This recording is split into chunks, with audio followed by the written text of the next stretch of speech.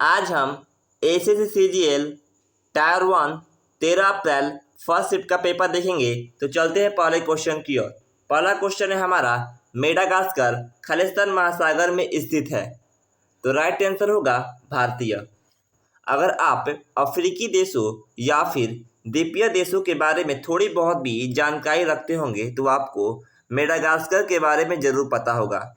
यह हिंद महासागर में अफ्रीका के पूर्वी तट पर स्थित है। यह एक द्वीप है, मुख्य द्वीप जिसे हम मेडागास्कर कहते हैं। यह दुनिया का चौथा सबसे बड़ा द्वीप है।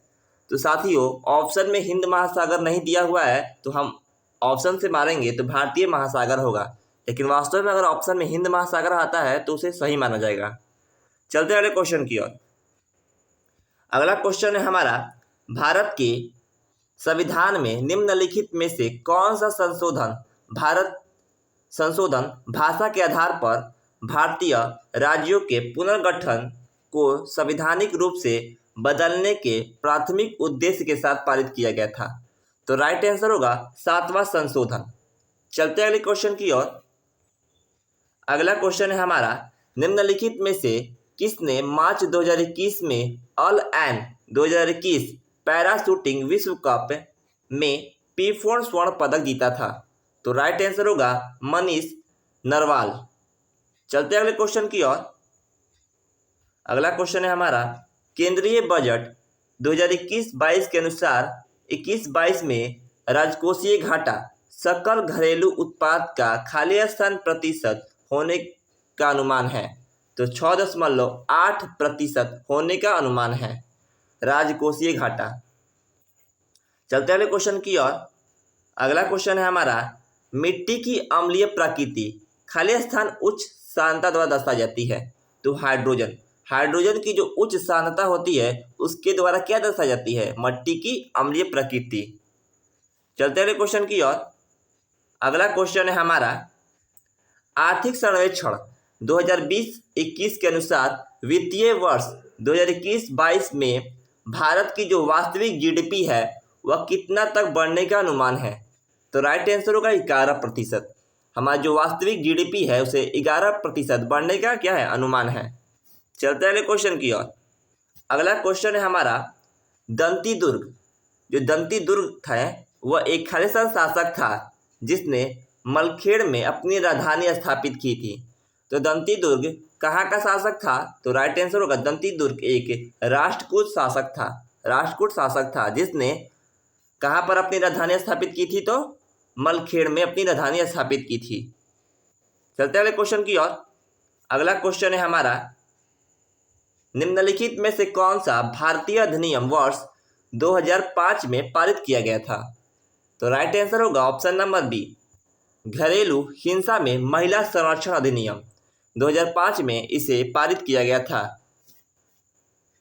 अगला प्रश्न है हमारा, निम्नलिखित में से किस स्थान पर दिन और रात में के तापक्रम में सबसे अधिक अंतर होता है? तो राइट आंसर होगा थार के रेगिस्तान। साथियों, ये वाला क्वेश्चन हमने इससे पहले वाले वीडियो में डिस्कस किया गया है इसी एग्जाम में, तो रिपीट करता है क्वेश्चन। चलते अगले क्वेश्चन की ओर।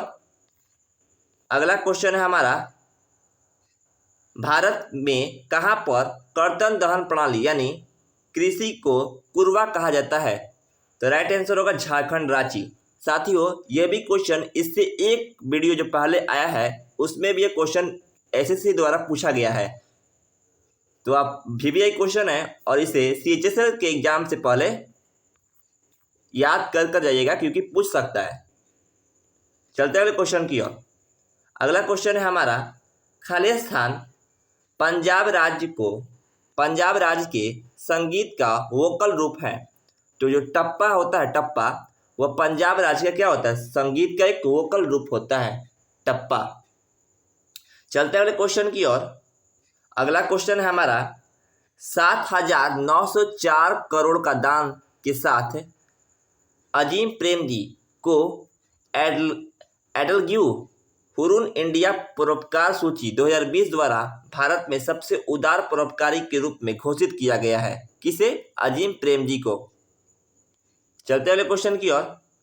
अगला क्वेश्चन है हमारा, ऋग्वेद में ऋषि विश्वामित्र और देवी के रूप में पूजी जाने वाली दो नदियों के बीच संवाद के रूप में एक भजन है। यह कौन सी नदी से संबंधित है? तो राइट आंसर होगा व्यास और सतलुज, इन दो नदियों से संबंधित है। चलते अगले क्वेश्चन की ओर। अगला क्वेश्चन है हमारा, निम्नलिखित में से कौन पहले डॉक्टर शांति स्वरूप भटनागर पुरस्कार विजेता थे? तो राइट आंसर होगा के.एस. कृष्णन। साथियों, यहाँ क्वेश्चन पूछ सकता है कि भटनागर पुरस्कार किस क्षेत्र में दिया जाता है? तो भटनागर पुरस्कार यह हर साल वैज्ञानिकों को विज्ञान और प्रौद्योगिकी में उनके उत्कृष्ट योगदान के लिए दिया जाता है। क्या? भटनागर पुरस्कार। चलते अगले क्वेश्चन की ओर। अगला क्वेश्चन है हमारा, निम्न में से किस रबी फसल के लिए न्यूनतम समर्थक मूल्य यानी एमएसपी में पिछले वर्ष की तुलना में 2021-22 के विपणन सत्र में 50 रुपये प्रति क्विंटल की वृद्धि की गई है? तो राइट आंसर होगा गेहूं में। ठीक है, गेहूं। चलते अगले क्वेश्चन की ओर। अगला क्वेश्चन है हमारा, खाली स्थान का लक्ष्य 2024 तक हर ग्रामीण घर में नल से पानी कनेक्शन प्रदान करना है। तो राइट आंसर होगा जल जीवन मिशन। जल जीवन मिशन का जो उद्देश्य है, जो लक्ष्य है, वो क्या है? 2024 तक हर ग्रामीण घर में नल से पानी का कनेक्शन को जोड़ना है। चलते अगले क्वेश्चन की ओर। अगला क्वेश्चन है हमारा, भारतीय राष्ट्रीय आंदोलन के दौरान निम्नलिखित में से कौन सी घटना सबसे पहले हुई थी? तो राइट आंसर होगा बंगाल विभाजन। बंगाल विभाजन जो हुआ था, बंगाल विभाजन साथियों, बंगाल विभाजन के निर्णय का घोषणा 19 जुलाई 1905 को लिया गया था। ठीक है, 1905 में लिया गया था। भारत के तत्कालीन वायसराय कर्जन के द्वारा किया गया था। यह एक मुस्लिम बहुल प्रांत का सृजन करने के उद्देश्य से किया गया था। भारत में बंगाल को दो भागों में बांटे गए थे। बंगाल विभाजन 16 अक्टूबर 1905 को प्रभावी हुआ। इतिहास में इसे हम बंग भंग के नाम से भी जानते हैं। तो और हम उसके बाद हुआ था खेड़ा। उसके बाद ये पहले आया था, ये हमारा पहले आया था। उसके बाद आया था खेड़ा, दूसरे नंबर पर होगा खेड़ा। खेड़ा हुआ था यह बिहार के चंपारण के बाद 1918 में महात्मा गांधी ने ब्रिटिश हुकूमत के खिलाफ गुजरात में खेड़ा सबसे बड़ा किसान आंदोलन हुआ था महात्मा गांधी का। और उसके बाद आता है आपका कमीशन, तीसरा पे ये आता है साइमन कमीशन। 3 फरवरी 1928 को यह साइमन कमीशन भारत पहुंचा। साइमन कमीशन लाहौर, कोलकाता, लखनऊ, विजयवाड़ा और पुणे सहित जगह जगह पर उसे जबरदस्त विरोध प्रदर्शन की सामना करना पड़ा। लोगों ने उसे काले झंडे दिखाए और उसे गो बैक के नारे लगाए। कमीशन गो बैक, कमीशन वापस जाओ। और उसके बाद होता है लास्ट में हमारा दांडी यात्रा। हमारा ऑप्शन नंबर 4 पे ही आएगा दांडी यात्रा। दांडी यात्रा कब हुआ था? तो अंग्रेजों ने नमक उत्पादन पर एकाधिकार खत्म करने के लिए महात्मा गांधी ने दांडी मार्च का आह्वान किया था। इसकी शुरुआत जो थी यह 12 मार्च 1930 में किया गया था साबरमती आश्रम से। और साबरमती आश्रम से होते हुए यह 6 अप्रैल को यह यात्रा दांडी पहुंचकर समाप्त हुई। और 6:30 पर यानी सुबह के 6:30 पर इस आंदोलन को समाप्त कर दिया गया और जो अंग्रेजों के द्वारा चलाया जा रहा था उसे बंद कर दिया गया। चलते अगले क्वेश्चन की ओर। अगला क्वेश्चन है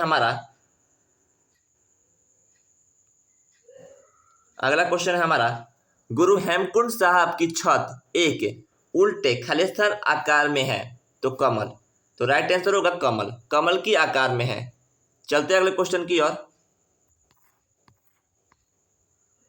अगला क्वेश्चन है हमारा, खालिस्तान एक ऐसा वातावरण को संदर्भित करता है जिसमें ऑक्सीजन आसानी से उपलब्ध हो। तो राइट आंसर होगा वायव्य। चलते अगले क्वेश्चन की ओर। अगला क्वेश्चन है हमारा, भारत के संविधान का खालिस्तान संशोधन ग्राम सभा को राज्य विधानमंडल द्वारा सौंपे गए कार्यों और शक्तियों को निष्पादित करने के लिए पंचायती राज प्रणाली की स्थापना के रूप में परिकल्पित करते हैं। तो राइट आंसर होगा 73वां संविधान संशोधन। चलते हैं क्वेश्चन की ओर। अगला क्वेश्चन है हमारा, खाली स्थान विकिरण वोल्ट चुंबकीय रूप में फंसे हुए अत्यधिक ऊर्जावान अवशोषित कणों की विशाल पट्टी को जो पृथ्वी को घेरती है उसे हम क्या कहते हैं? उसे हम वैन एलेन कहते हैं, वैन एलेन। चलते हैं अगले क्वेश्चन की ओर। अगला क्वेश्चन है हमारा, बैडमिंटन खिलाड़ी खालिस्तान ने मार्च 2021 में ऑल इंग्लैंड ओपन पुरुष जो है उसमें एकल खिताब जीता था। तो राइट आंसर होगा ली जी जिया ने 2021 में ऑल इंग्लैंड ओपन पुरुष एकल खिताब जीता था। चलते अगले क्वेश्चन की ओर। अगला क्वेश्चन है हमारा, खालिस्तान बल के परास का घातांक 10⁻⁻6m होता है। तो राइट आंसर होगा दुर्बल नाभिकीय। चलते अगले क्वेश्चन की ओर। अगला क्वेश्चन है हमारा, अप्रैल 2021 तक की स्थिति के अनुसार निम्नलिखित में से कौन लंदन में नेहरू सेंटर के निदेशक हैं? तो राइट आंसर होगा अमीश त्रिपाठी। हमारा, खालिस्तान को 24 सितंबर 2019 को स्वच्छ भारत अभियान के लिए bill and Melinda Gates foundation से ग्लोबल गोलकीपर पुरस्कार प्राप्त है। तो राइट आंसर होगा नरेंद्र मोदी को। लाइक, सब्सक्राइब एंड शेयर जरूर करें। मिलते हैं अगले वीडियो में, तब तक के लिए धन्यवाद।